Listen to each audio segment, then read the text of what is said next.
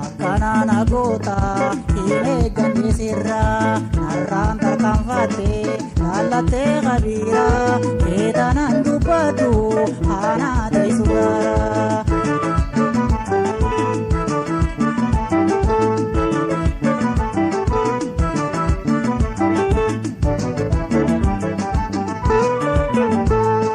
Eegaan sibiiladhee gaaraan galuuma jalqabarraa kaasee maayii hangaluuma. Sida buuda baama oomalli qabruuma jettee guyyaa kaalee naaseente ballaama. Maaltu si jijjiiree guyyaa keessa har'aa haayoo kadhaddannee lafa keessee maara. Abdiin sirra qabu guddoota fuuldura si hanqisee abjuu natti juuftee kaara. Sira akka beekaatee aduu waan hambaatu akka hojii deebii rabbi si haalaatu.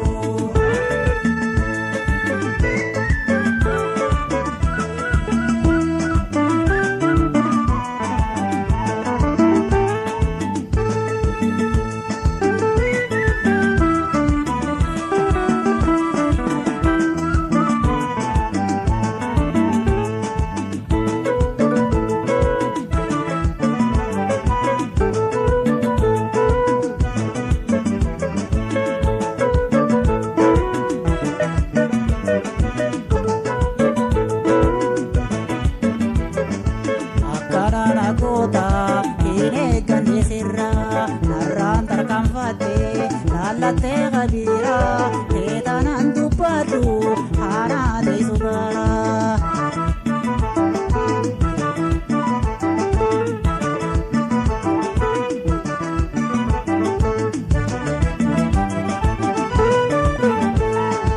Akkanana goota hin eegganne sirraa aduu guyyaa jabdu naasitu jira.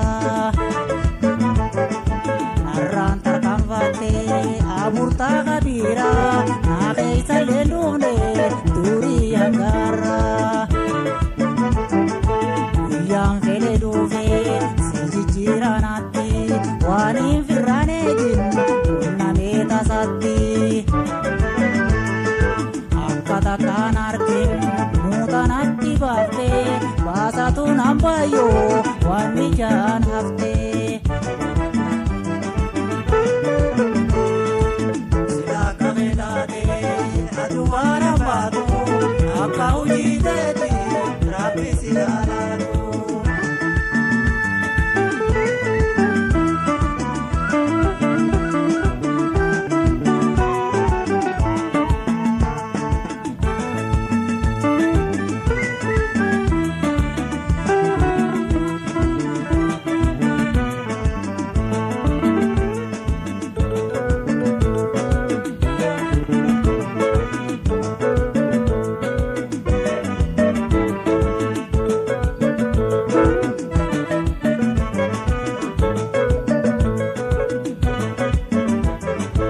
Akkanana goota hin eegganne sirraa narraan tarkaanfattee laallattee qabiira